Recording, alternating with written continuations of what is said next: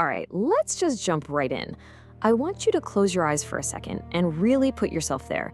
Drop yourself right into the thick, choking smoke and the deep, blood-soaked mud of the 1860s.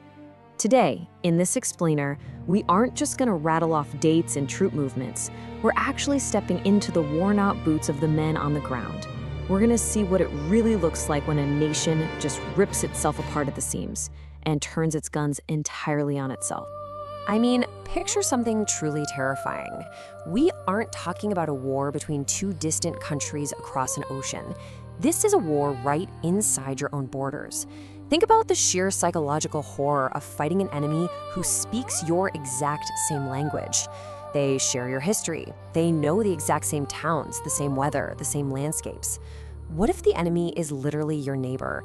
How do you even process pulling the trigger on a guy you might have just passed on the street a year ago?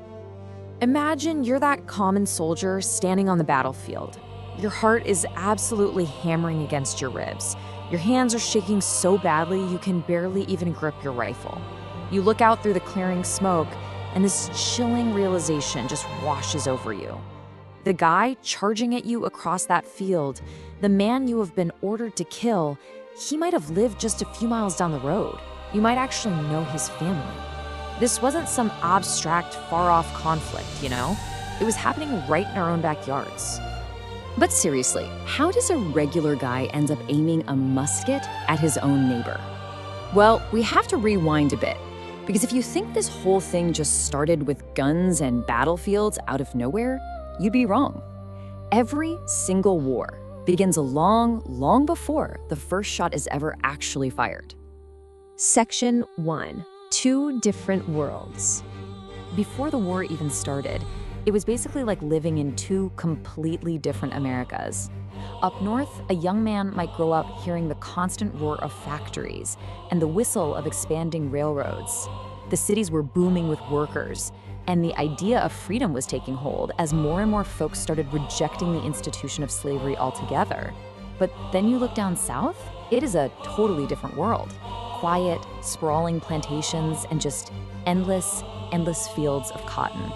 And the brutal reality behind all of that massive wealth was an economy completely built on the backs of enslaved African Americans, who were treated not as human beings, but as property. Look, to understand how this sparked a literal war, we have to look at the situation objectively from both sides.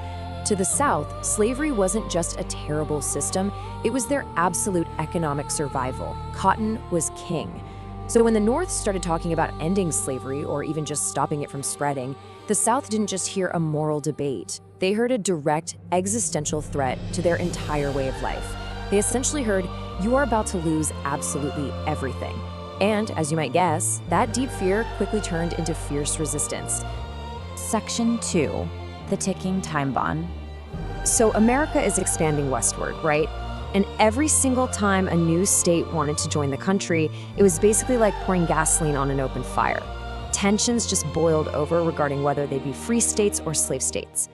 And then comes 1860. Abraham Lincoln takes power. To the north, he represents hope. But to the south, he is a blaring warning siren, signaling the total end of their economy. Refusing to negotiate any further, Southern states started seceding to form their own new nation. And by April 1861, at Fort Sumter, we officially reached the razor's edge. And then, boom, the silence finally breaks. The violent plunge into full-scale war had officially begun. Section 3. Brothers fighting brothers. Suddenly, all those high-level political arguments back in Washington, they didn't mean a thing to the terrified men actually on the ground. Places like Gettysburg quickly became symbols of unimaginable horror. Just try to picture 3 straight days of ear-shattering, non-stop violence. The sky is completely choked with thick black smoke, and heavy cannons are just tearing right through human lines. Men were brutally fighting their former countrymen, leaving these beautiful, quiet farm fields completely carpeted in the bodies of their own neighbors. 600,000. Let that number just sit heavy for a second. 600,000 is the estimated number of people who died in this war. When we study history, it's so easy to just see a big statistic on a page and move on. But every single digit in that 600,000 represents a real human life, a family completely devastated, an empty chair at a dinner table that's never going to be filled. As the years dragged on, both sides were just absolutely exhausted. Both were losing everything they held dear. And yet, neither side would surrender. Why? Because the conflict had morphed into something else entirely. It was no longer just about politics or states' rights. It was now this deeply ingrained, bitter war of pride, identity, and desperate survival. Section 4. A shift in purpose. Right about here, Lincoln makes an incredibly bold move. He issues the Emancipation Proclamation. This was a massive, historic directive that fundamentally shifted the entire purpose of the war to ending slavery. For millions of enslaved African Americans, this wasn't just some dusty political document.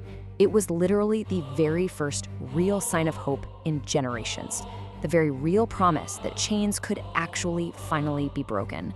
So now, the war was no longer just about the technicality of keeping the country's borders together. It took on a much bigger purpose: freedom.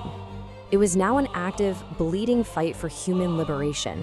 And for those exhausted Union troops out there on the front lines, it gave them a rallying purpose that was so much bigger than themselves. Section 5. The price of unity. After years of just unimaginable destruction, the Confederacy finally collapsed and the physical war was over. But man, it was an incredibly bittersweet victory.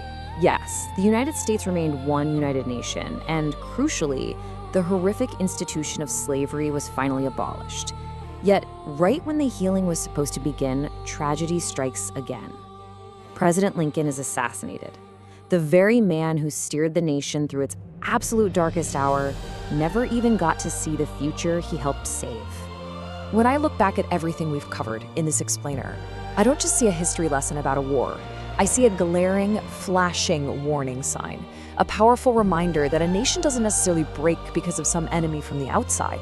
No, it shatters because of division from within. Unity is deeply, deeply fragile. And if we break it from within, can we ever really afford the cost to rebuild?